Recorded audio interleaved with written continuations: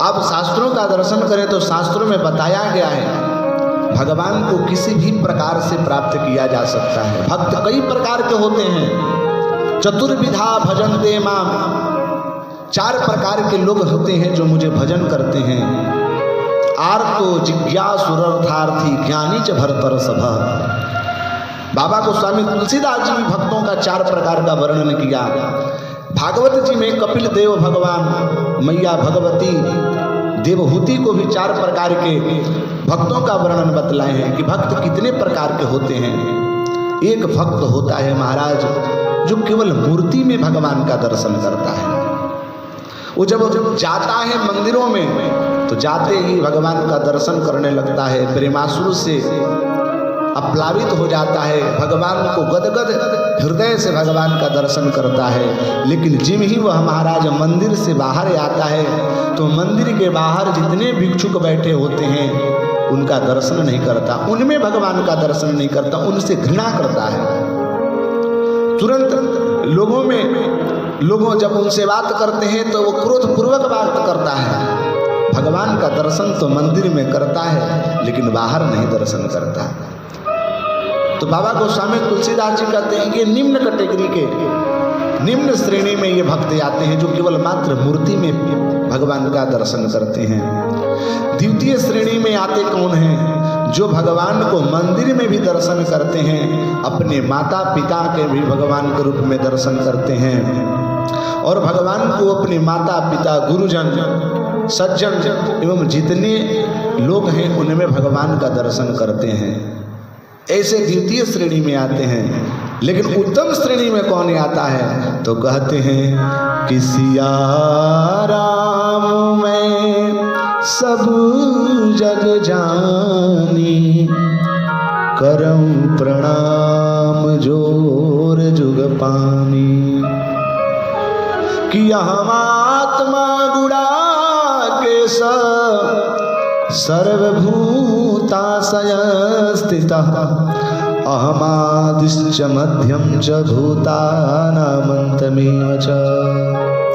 भगवान के जो व्यक्ति भगवान के तत्व का प्रत्येक कण में जो व्यक्ति दर्शन कर रहा है वह समझिए कि उत्तम भक्त है। कि हरि व्यापक सर्वत्र समाना, हरि व्यापक सर्वत्र समाना। प्रेम ते प्रगट होहि मैं जाना, प्रेम ते प्रगट होहि मैं जाना। स्वयं साक्षात भगवान शंकर जी कहते हैं कि महाराज भगवान तो प्रत्येक कण कण में विराजित हैं, उसका दर्शन करो। महाराज केवल मूर्ति में दर्शन करने से भगवान का दर्शन नहीं होता। मूर्ति क्या है? मूर्ति एक साधन है। मूर्ति भगवान के चरणों में जोड़ने के लिए एक साधन बताई गई है। क्यों? क्योंकि भगवान साकार रूप में भी हैं तो निराकार रूप में भी हैं। महाराज लोग कहते हैं, कोई कहे कि भैया जल तत्व तो समस्त जगह पर है, जल कहीं भी खोदो जल निकल जाए। एक व्यक्ति प्यासा था, ध्यान दीजिएगा, बहुत सुंदर दृष्टांत मैं आपको दे रहा हूँ भगवान को समझने के लिए कि भगवान कैसे प्राप्त होते हैं। एक व्यक्ति मार्ग पर जा रहा था, कड़ी धूप लग रही थी, प्यासा हो गया। एक सज्जन वहीं से आ रहे थे तो सज्जन को प्रणाम करके कहा कि महाराज थोड़ा जल मुझे पिला देते, बहुत प्यास लगी हुई है। तो पता है सज्जन ने क्या उत्तर दिया? बोले प्यास, क्योंकि वो वेदांत का दर्शन था, निराकार निर्गुण निराकार का ब्रह्म तत्व का दर्शन करने वाला वह व्यक्ति था। उसने कहा कि जल, आपको जल चाहिए? ध्यान करो, जल कहाँ नहीं है, जल कहाँ नहीं है, ध्यान करो, आपके शरीर में जल है, हमारे और आपके शरीर में जल है। महाराज कहीं भी खोदो जल निकल जाएगा, कहीं भी खोदो जल निकल जाएगा, हमारे और आपके सबके शरीर में जल है, उस जल का ध्यान करो। तो आप बताना, वह व्यक्ति जब जल का ध्यान करेगा तो क्या उसकी प्यास मिट सकती है? नहीं मिट सकती है। उसके लिए तो महाराज एक पात्र में जल रख करके जब दिया जाएगा, जब प्रत्यक्ष रूप से उस जल का पान करेगा तभी उसकी तृषा, तभी उसकी प्यास बुझ सकती है। तो महाराज उसी प्रकार से ब्रह्म, उसी प्रकार से ईश्वर, उसी प्रकार से भगवान प्रत्येक कण कण में विराजित हैं, प्रत्येक कण कण में विराजित हैं। लेकिन भगवान का दर्शन और भगवान का दर्शन करके अपने हृदय को गदगद करने का साधन महाराज मूर्ति में है। कहीं ना कहीं तो जाना पड़ेगा।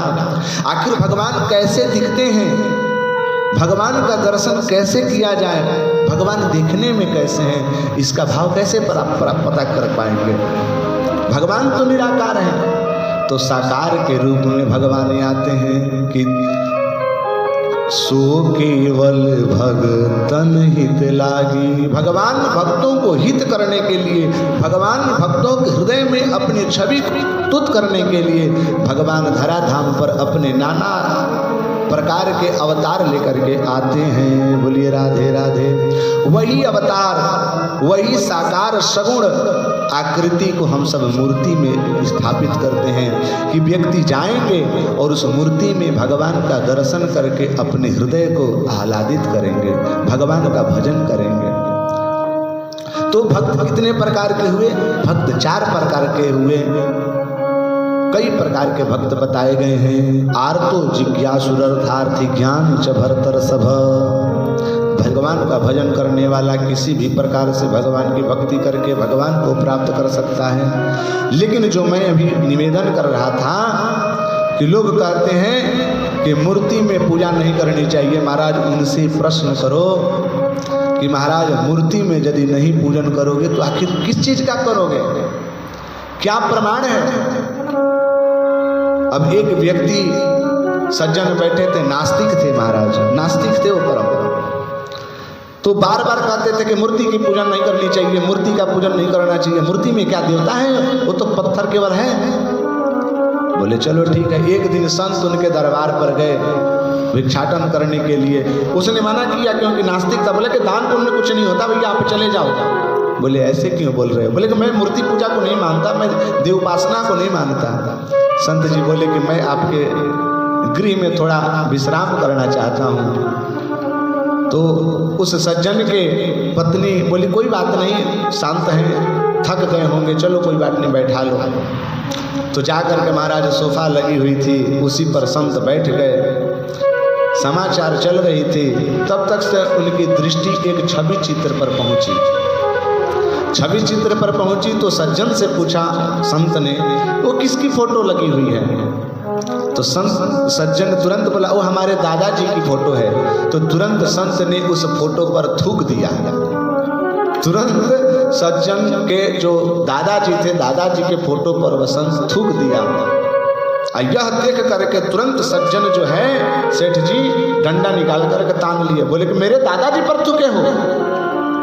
बोले कि अरे आपके दादाजी पर मैंने कहा थूका, आपके दादाजी तो कब के मर जा चुके हैं। बोले कि नहीं, मेरा दादा तो मर चुके भले, लेकिन मेरा दादा का फोटो तो वहां पर है।